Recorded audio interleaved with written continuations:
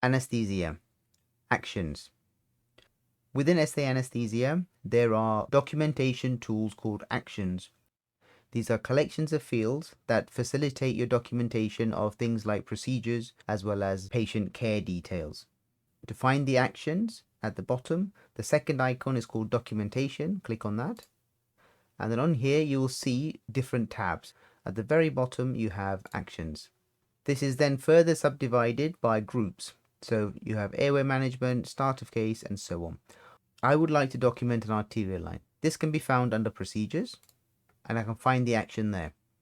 In order to use this action, simply double click on the action, and you'll get the pop-up window with the different fields that you can document against.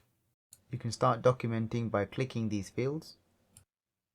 One thing to note with these fields within an action is that every single field has a value but also has a comments box.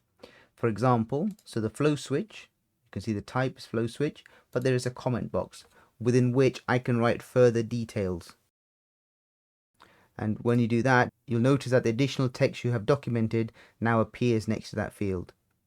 Every action also has a comments box at the bottom. So this is a global comments where you can document more details about the insertion if the fields you have is not enough. You can also adjust the timing by using the up and down arrow, or you can drag the time on the grid to indicate where you inserted it. Once you're happy with all those, click on OK. And this action has now dropped an icon within the anesthetic chart to indicate what you did. And if you mouse over it, you get a pop-up with a summary of what you documented. You'll notice, even though I've used an arterial line action, the action remains within the available options. This is because actions are repeatable. You can use them to document as many times as you want. So for example, if you inserted a cannula at the start, then you insert a cannula later, you can then reuse the same actions just at multiple points in the anesthetic chart.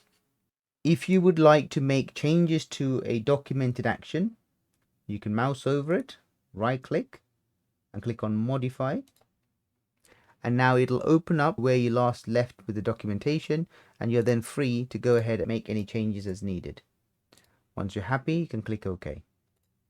If you'd like to remove any action, you can do so by right-clicking and choose Remove. An alternative method to working with actions is using the icon in the toolbar. In the top toolbar, you find the actions. Click on that. And this will give you a window which shows the actions that you have already activated, the time, and there is an add at the bottom. So if you'd like to add another action, double click on that. And this will bring you a different window but containing the same options as we saw earlier. So for example, I'm going to put a cannula this time. So under procedures, peripheral access.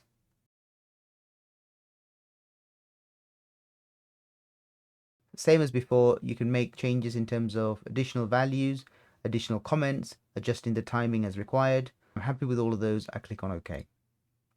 As you can see, peripheral IV line has now appeared in the action list. By selecting any of these, you can see what you have documented on the right there. If you would like to change any of these details, you can do so by selecting it, clicking on Edit, and that will bring up the same window, and you can go ahead and change those. So that's two different ways of dealing with actions.